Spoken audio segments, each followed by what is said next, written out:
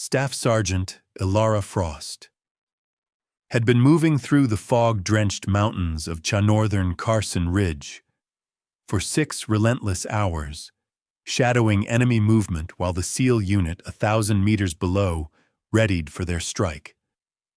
At 29, with dark brown hair tucked beneath a tactical cap and sharp hazel eyes that missed nothing, she'd long since learned that staying unseen was her deadliest skill.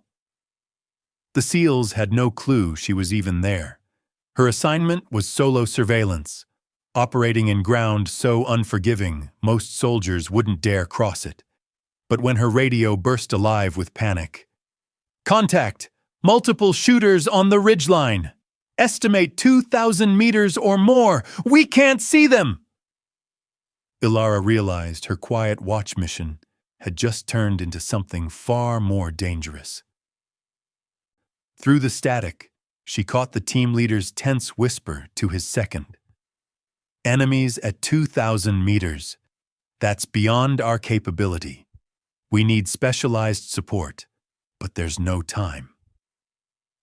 That was the moment Ilara stepped out of the curtain of fog that had kept her hidden. Her custom-built .338 Lapua Magnum hung across her back as she walked straight toward the stunned SEAL operators.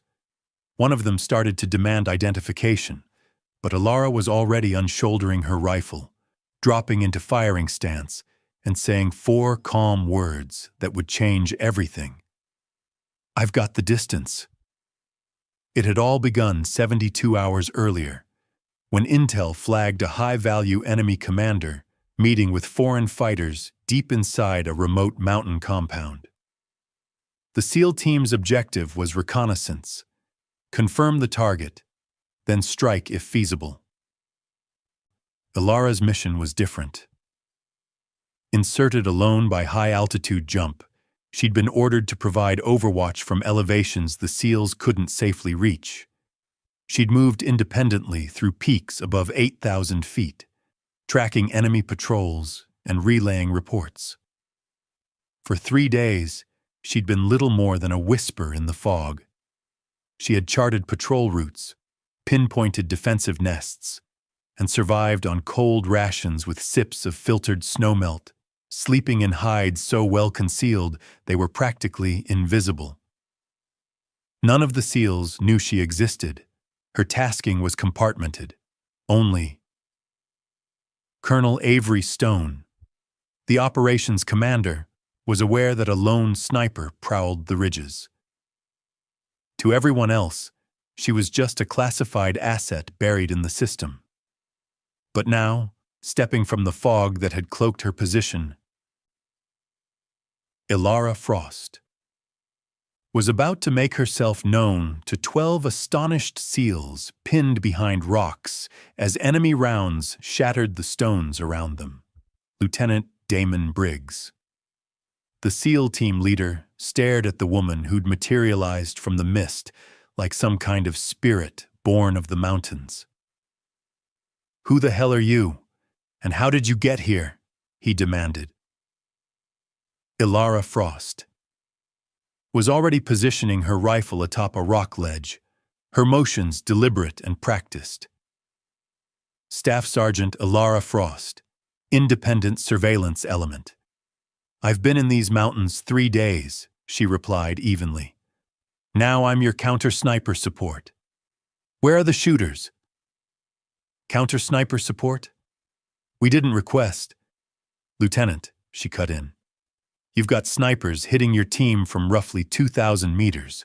I heard your transmission. You need someone who can handle that range? That's what I do. Now, where are they?" Briggs's second-in-command, Chief Mark Hanlon, gestured through the shifting fog. "Northern Ridge, higher elevation. We've been taking precise fire but can't get eyes on them. They're way beyond our rifle reach." Ilara raised her rangefinder, scanning the ridge. "How many?" "At least 3, maybe more," Hanlon said. "They've been shooting on and off for 10 minutes. One of my men took a round to the plate. Didn't punch through, but he's hurting bad." "They moving between shots?" Hard to confirm. Fog's heavy, but yeah. Feels like they shoot, then relocate. Ilara marked several coordinates along the ridge. 1,950, 2020, 100 meters, she murmured. The fog kept closing in, then lifting in patches. Lieutenant, she said quietly, I need your men under solid cover for 15 minutes. No movement, no return fire. Let them believe you're pinned down. They'll relax, show themselves. Briggs studied her. Mid to late 20s, fit but compact, calm as if the firefight around them didn't matter. The rifle in her hands was clearly custom, precision scope, fine-tuned adjustments, the tool of someone who lived for long-distance kills. With respect, Sergeant, he asked, who authorized you to be here? Colonel Avery Stone, Task Force Command, she answered without looking up. My mission was compartmented. You weren't briefed because I wasn't supposed to exist. But your team's in a long-range engagement, and right now, I'm your best shot at surviving it. My mission is compartmented. You weren't briefed on my presence because I'm meant to be invisible, but the situation changed when your team took long-range fire. Right now, I'm your best option to fix that. Hanlon spoke up. Ma'am, no disrespect, but those snipers are at 2,000 meters or more. That's past effective range for most shooters. What makes you think you can engage at that distance? He asked. Ilara finished setting up her rifle and met Hanlon's eyes with steady hazel confidence. Chief, my longest confirmed kill is 2,350 meters. I'm certified for extreme long-range interdiction. 2,000 meters is well within my capability. Now let me do my job. She returned to her scope and methodically scanned the northern ridgeline. The fog was her enemy. Every time it rolled, invisibility collapsed to under 500 meters.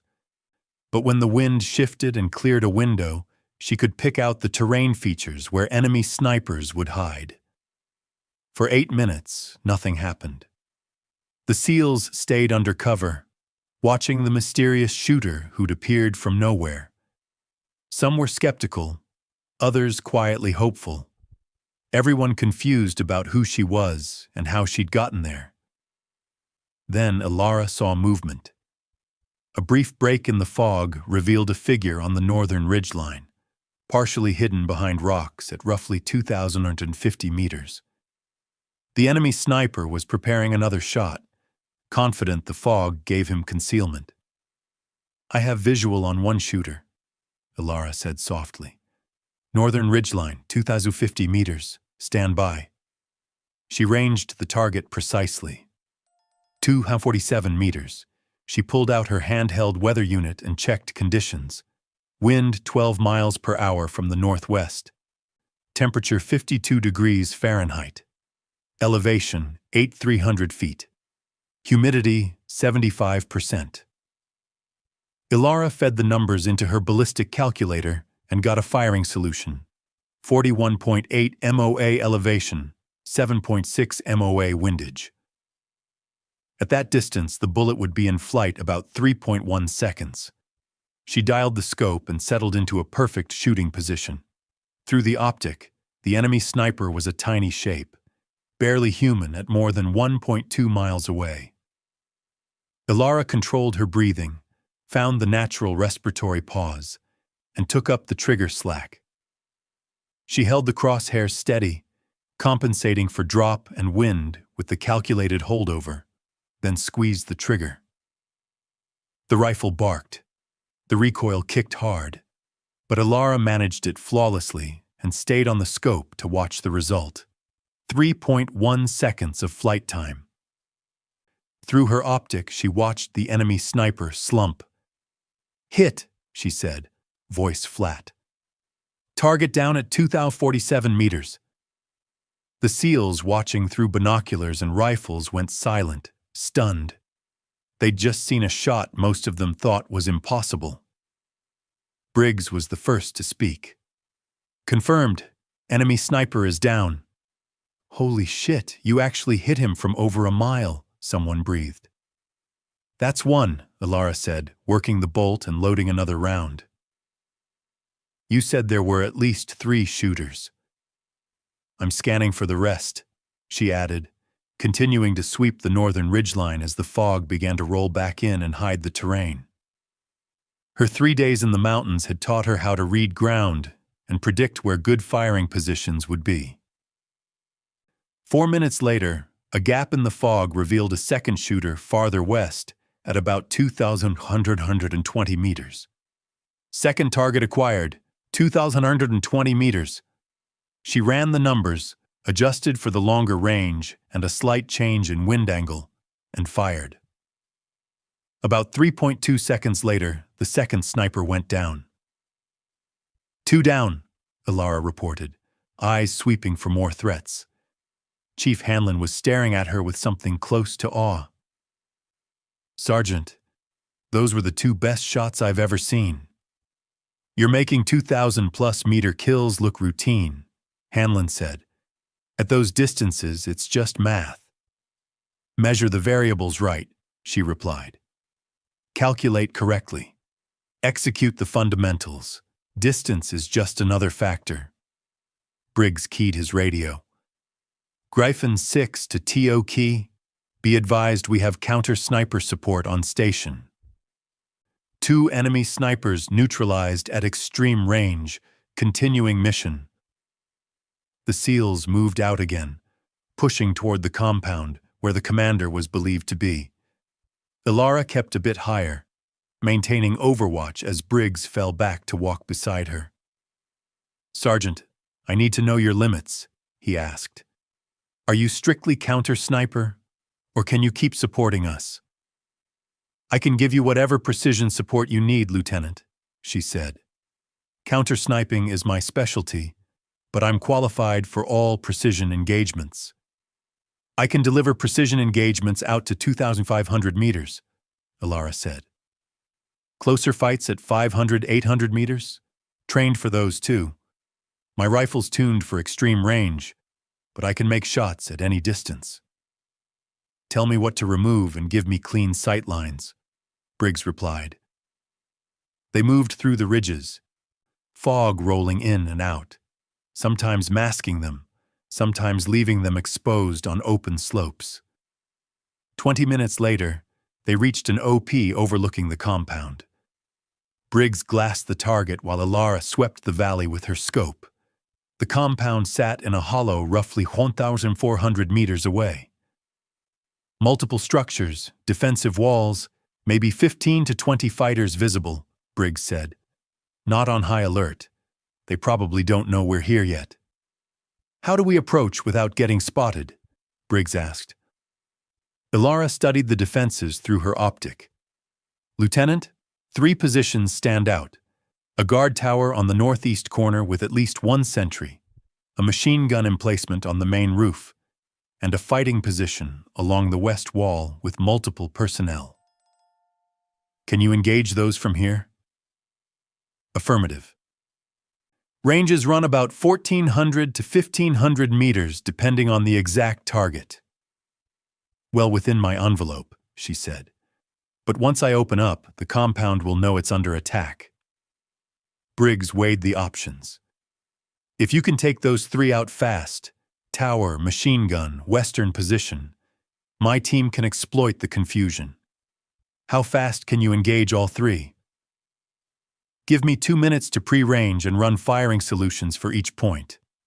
After that, I can engage all 3 in under 60 seconds if you need speed." "Do it. When you finish the 3rd shot, we'll move."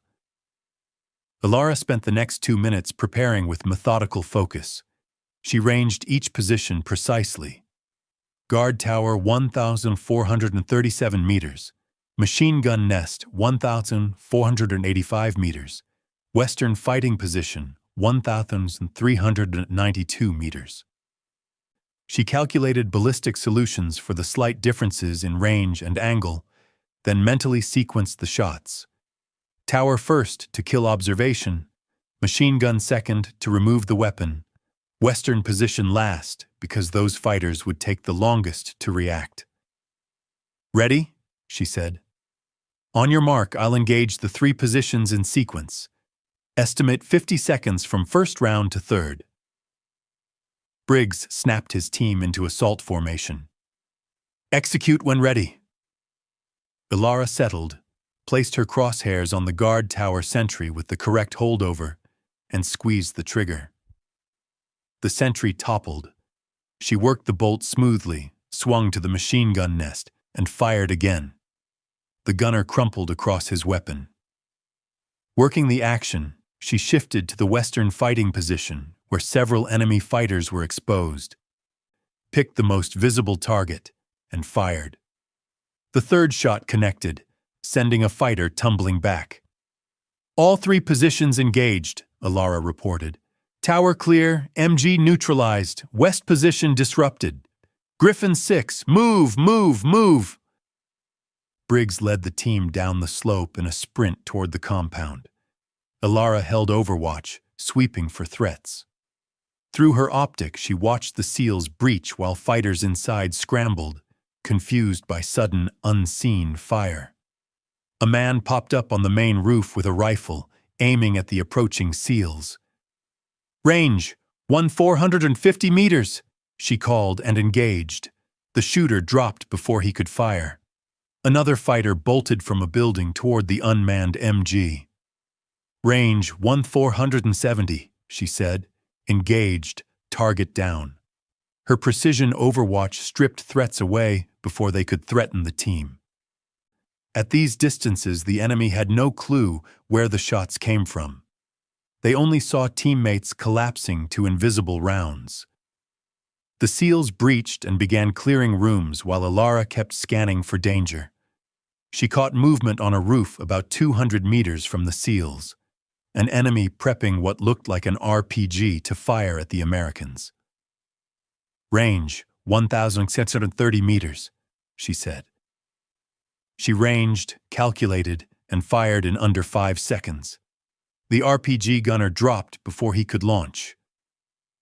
"Griffin 6, this is Overwatch," Ilara transmitted. "Eliminated an RPG gunner on the northern rooftop. You had a rocket inbound." "Overwatch, Griffin 6, solid shooting." For the next quarter hour, Ilara held precision overwatch while the SEALs cleared the compound, picking off 7 fighters who threatened the team at ranges between about 1,400 and 1,700 meters. Finally, Briggs came over the Overwatch channel. "Griffon 6, compound secure. HVT confirmed KIA. The target went down during the breach. They were running sensitive site exploitation and preparing to exfil." "Roger, Griffin 6. I'll keep Overwatch until you're ready to move." 20 minutes later, the team pulled out with seized intelligence and documents, and Ilara moved off her Overwatch to link up at the planned extraction point. When she arrived, Briggs approached, respect obvious in his face.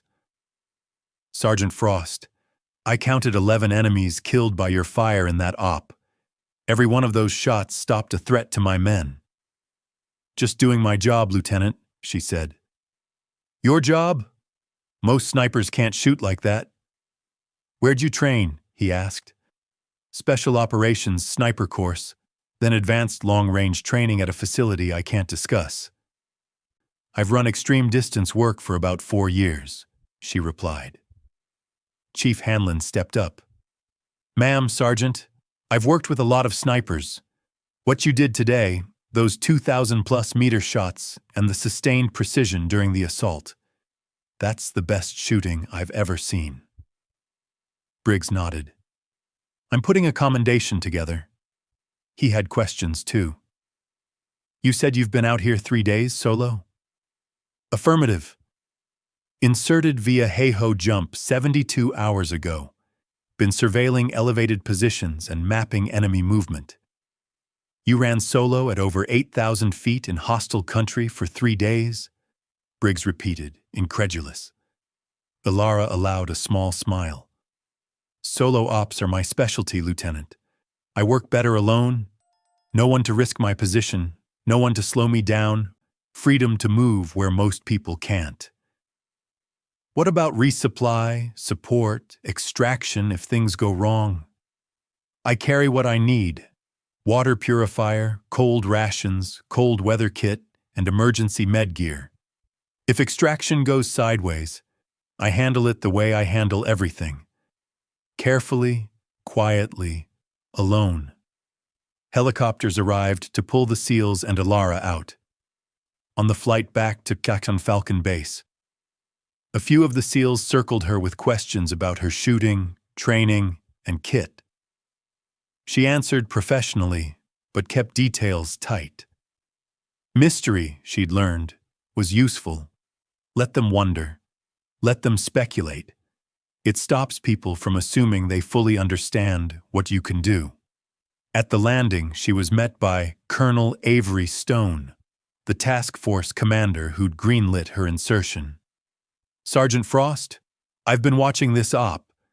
Exceptional shooting, 11 confirmed at ranges from 1,400 to 2,100 meters, and you made critical saves that kept my people alive. Outstanding work, Stone said. Thank you, ma'am. I prefer not to leave footprints, she replied with a half smile. Stone returned it. I get it, but after today, the special ops community's going to hear about you. Word's already spreading about the sniper who stepped from the fog and made impossible shots. Look routine. Over the next 2 weeks, Ilara supported 3 more SEAL missions, each time from elevated positions others couldn't or wouldn't reach. She engaged targets from roughly 1,600 to 2,300 meters, cutting threats off before they could attack friendly forces. Her reputation grew, even as she kept choosing anonymity. The SEALs who'd worked with her carried the story onward. There was a lone sniper moving through those peaks, a woman who made shots others swore were impossible and who slid through the terrain like a ghost. Some began calling her the Fog because she appeared from nowhere, wiped out threats with surgical precision, then melted back into the ridges without explanation. The nickname amused her. It suited how she worked, unseen until the moment she was needed, devastatingly efficient, then gone before anyone could fully grasp what had happened. 3 weeks into deployment, Ilara Frost received orders for the most demanding mission of her tour. Colonel Avery Stone briefed her in person. Sergeant, intelligence locates an enemy commander directing attacks on our forces for the last 6 months, responsible for at least 40 coalition deaths. He's paranoid, careful, always on the move, but we've verified he'll be at a specific compound tomorrow at noon. What's the challenge, sir? She asked. The compound sits in a valley surrounded by enemy-held ground. A conventional assault would cost too many lives. Airstrikes are off-limits because of possible civilians, though there's an elevated firing position roughly 2,800 meters out. Ilara's eyes narrowed. 2,800 meters pushed limits even for her. Sir, that's at the edge of my rifle's effective range. I've never taken a combat shot that far. You're the only sniper on the roster who could try it, Stone said. If you think it's doable, you're authorized. If not, we'll find another way. She studied the imagery and topo data carefully. In perfect conditions, with meticulous prep and some luck, 2,800 meters is possible. I'll need extensive prep time, detailed environmental readings, and favorable wind windows. But yes, I believe I can make the shot. You're authorized, he said. You insert Solo tomorrow morning, establish position, and engage when he appears around 1200 hours. The next morning, Ilara was lifted by helicopter to a perch at 9,500 feet. The landing zone was barely big enough for a hover. She jumped out with all her kit and had 6 hours to turn a shot that could make history, or teach her where the line between possible and impossible lay. She set up her firing position with obsessive, methodical attention to every detail. She ranged the compound at several points: 2,184 meters, 2,191 meters, 2,806 meters, and pegged the target roughly at 2,195 meters when he showed. She spent 2 hours poring over environmental data. Wind was the dominant variable. At 2,195 meters, the round would be airborne for about 4.3 seconds, and even a modest gust could move the bullet more than 10 feet sideways. She studied vegetation lines at intervals, estimating wind speed every 500 meters along the bullet's flight corridor. She calculated temperature gradients from her perch down into the valley and factored in the steep downward angle she'd be shooting on. The ballistic solution was complicated. 78.4 MOA elevation, 13.2 MOA windage, with extra compensation for the downward angle and thin, high-altitude air. At 11:55, figures began to appear in the compound courtyard. Through maximum magnification, they were tiny, almost microscopic shapes at that distance. At 12:02, the target stepped into view. Intel had supplied photos, and even at 2,795 meters, Ilara could pick him out by his distinctive clothing and the way others fell into step around him. She had one shot. Miss it, and he'd vanish back into the compound, probably never to present himself again. She settled into a textbook firing position, ran her numbers one last time, and slowed her heartbeat down to near its minimum. Through the scope, she placed massive holdover on the target, her aim point several feet high and slightly right of the intended impact to counter drop and wind drift. She waited for the natural respiratory pause. She eased the trigger. The rifle cracked. Ilara held perfectly still in the scope, watching for the strike. At that range, the flight time let her track the round, 4.3 seconds that stretched like an eternity, and she stared at the courtyard, hoping the math held and the wind didn't change. Then she saw it. The man folded. Through her optic, she watched figures in the courtyard scatter in panic and confusion. Their commander had simply dropped without warning. Ilara keyed her radio. "Falcon Base, this is Overwatch 1, target neutralized." One shot. Confirmed hit at 2,007 meters. A long silence followed. Then, Colonel Avery Stone came back over the net. "Overwatch 1, confirm your last. Did you say 2,795 meters? "Affirmative, sir. 2,795 meters. One shot. Target confirmed down." "Sergeant Ilara Frost. That's beyond anything I've ever heard. Are you certain of the range?" "Range verified with a laser rangefinder, sir. Multiple measurements confirmed 2,795 meters. Then you just set a new record that I don't even have the words. Extraction is inbound. Outstanding doesn't begin to cover it." When Ilara returned to base, she was met not only by Colonel Stone, but by a 2-star general who'd flown in to see the sniper who'd made the 2,795-meter combat kill. Major General Lena Whitmore looked at Ilara like she'd seen something nearly impossible. "Sergeant Frost, I've read your report. I've reviewed the imagery and confirmed the range." The general continued. "You made a shot over 1.7 miles. That exceeds the previous record by several hundred meters. How is that even possible?" Ilara stood at attention. "Ma'am, it's possible because I've spent years training for extreme long-range shooting.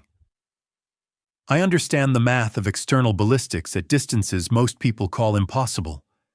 I know how to read environmental conditions, and I execute fundamentals with a discipline built from thousands of hours of practice.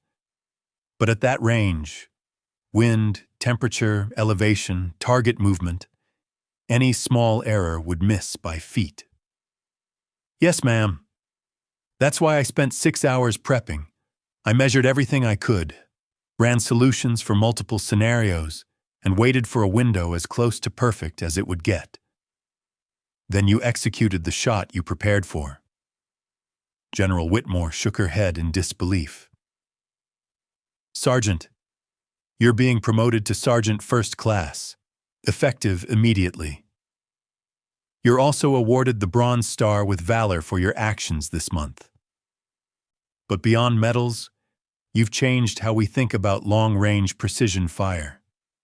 You've shown capabilities we didn't know were possible.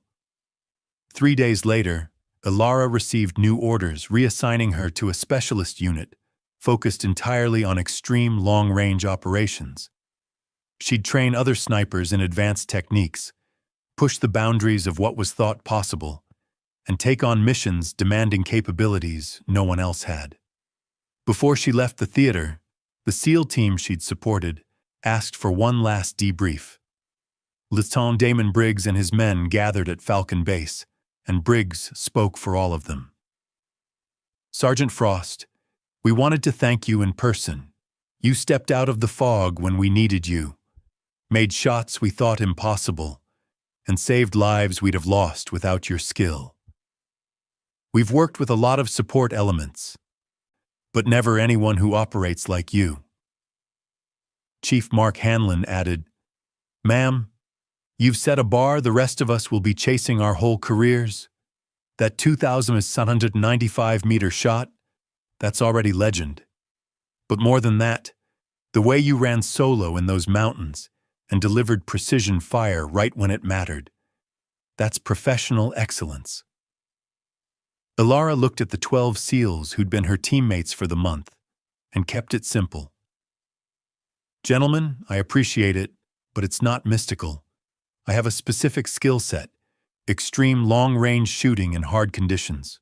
When a situation needs that skill, I apply it. That's it. Briggs said, Most people can't do what you do. Hell, most snipers can't. She shrugged. Maybe anyone could, with enough discipline. It takes training, repetition, and a willingness to work in conditions that punish both body and mind. It's not magic, it's work. A younger SEAL piped up, Is it true they call you the Fog? Ilara let a small smile slip. I've heard it. Fits. I prefer to operate from concealment. Show up when needed, then disappear once the job's done. Like fog rolling through these mountains, Ilara said with a faint grin. It's more than fitting, Briggs replied. It's perfect. You're exactly like fog. Invisible until you're right there, impossible to predict, and gone before anyone realizes what happened. Except unlike fog, you're deadly precise. A week later, Ilara departed the theater. Her 30-day deployment ended with 43 confirmed kills at ranges between 1,400 and 2,795 meters, across 8 special operations missions. Not a single friendly casualty under her watch. Her 2,295-meter shot would be studied in sniper schools for decades. Her methods for solo operations in brutal terrain would become doctrine for elite units worldwide. But her greatest contribution wasn't records or tactics. It was proving that the limits people believed in were only the limits they chose to accept. With the right training, gear, and mindset, what looked impossible was simply difficult, and difficult was exactly what Ilara Frost specialized in. The SEALs had once whispered in frustration, "Enemies at 2,000 meters. We can't reach them." Then, Ilara Frost stepped out of the fog that had hidden her for 3 days, raised her rifle, and made those 2,000-meter shots look routine. Over the next month, she would eliminate 43 enemy fighters at ranges most shooters considered unreachable, culminating in a 2,795-meter kill that set a record and proved the only real limits in precision shooting are the ones in the mind. Because sometimes the solution to an impossible problem is a quiet woman who's spent years mastering exactly that kind of impossible. Thanks for watching. Every woman has a story worth telling. Join us for more, only on Old Bill's Tales.